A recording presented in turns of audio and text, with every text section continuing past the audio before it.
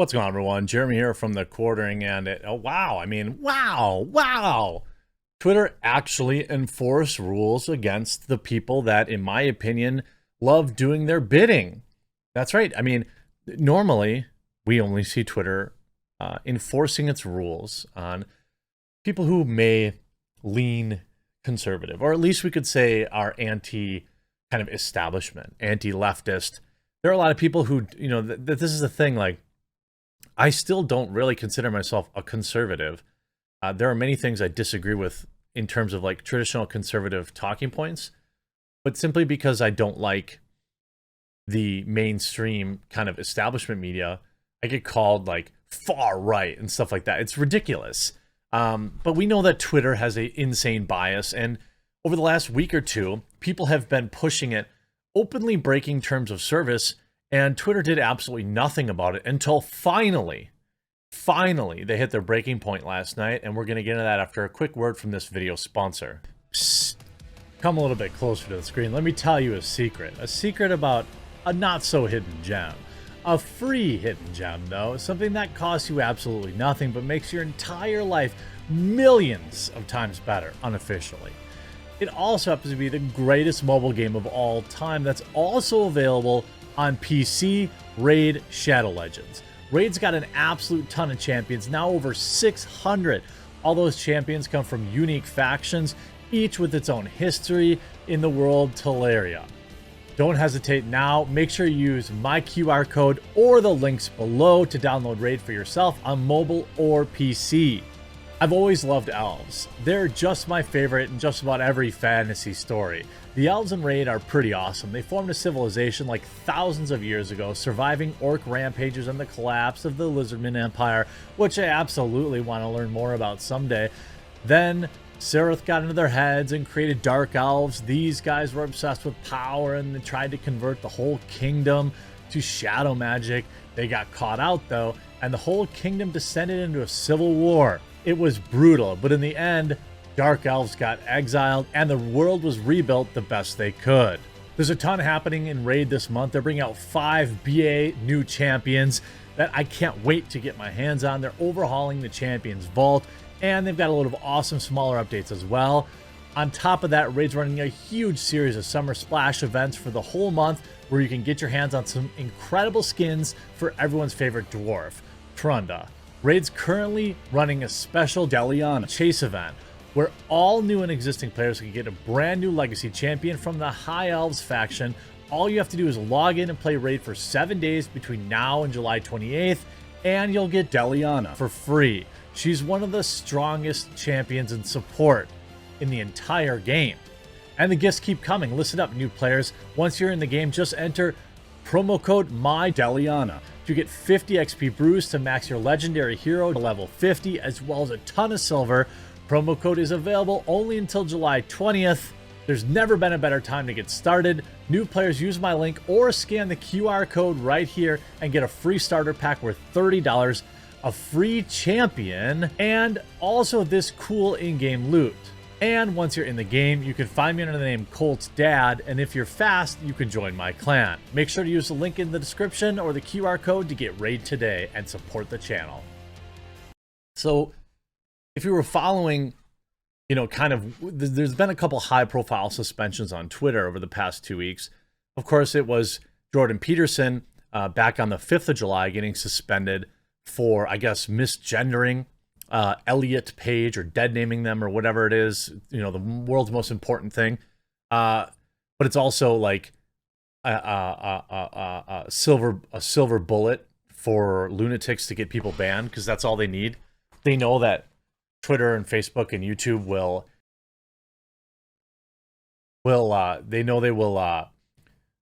ban anybody who dares to even make that mistake. So it gets weaponized. Jordan Peterson gets banned, then Dave Rubin gets banned for posting Jordan Peterson's tweet or a screenshot of it. But the whole time there was something else going on. There was a leftist group of lunatics that were sharing the home address of particular Supreme Court justices, doxing them, which first and foremost, doxing is against Twitter's terms of service. But they were also inciting, in my opinion, encouraging people to show up at these people's houses. So a far left group that released the addresses of 6 Supreme Court justices just had its Twitter account suspended. The group Ruth sent us, by the way, Ruth, I think, was against Roe v. Wade anyway. Wasn't she? Isn't that kind of ironic? Published a map containing the home addresses of the justices in May, a few days after a leaked draft revealed the Supreme Court was poised to overturn Roe v. Wade.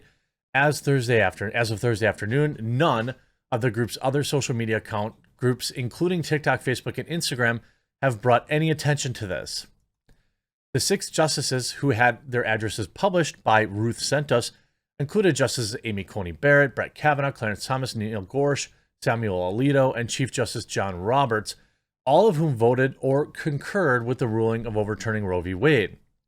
Now, again, this is something that people like Alexandria Ocasio-Cortez support, even seems like encourage passively. They use the right language. It's like that mad Maxine Waters says stuff like, we got to take it to the streets. We got to fight.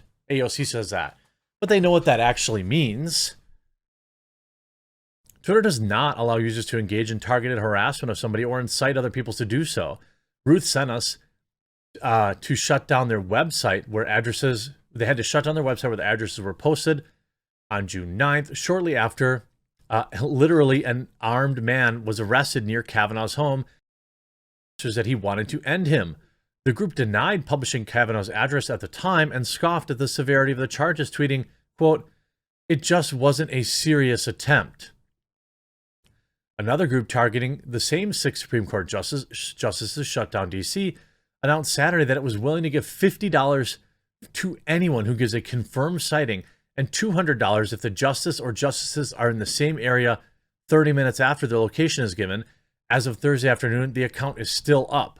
Now, if you're not seeing through the lines, reading through the lines of what's happening there, is they're literally saying, we want lunatics to know where these people are in their everyday life. Not when they're at work, when they're at the grocery store, when they're at dinner, when they're at... Look, there are many things that the Supreme Court decides that I don't agree with, but that's irrelevant.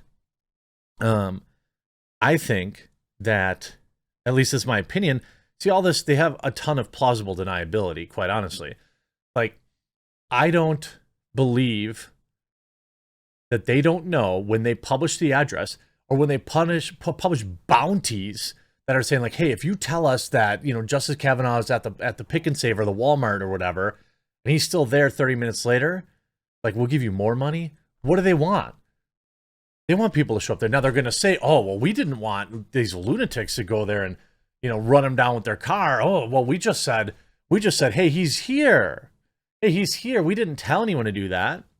And, as far as the court of law goes, whoever was to do something insane, it would be their own fault. They do have personal responsibility for that. You can't excuse personal responsibility just because you don't like what a particular political person's doing. But, finally, but all this, by the way, the bounties, Twitter allows up. But Twitter spits in our face and says, oh, we don't have any kind of political bias. You're crazy. You're crazy. You're crazy. We don't have a left-wing bias. That's insane. Except, why are these accounts still up? They're literally doxing, or they're encouraging like harassment and stalking, and they're paying money. Like, I can't imagine this isn't illegal. Maybe someone in the comment section down below can tell me.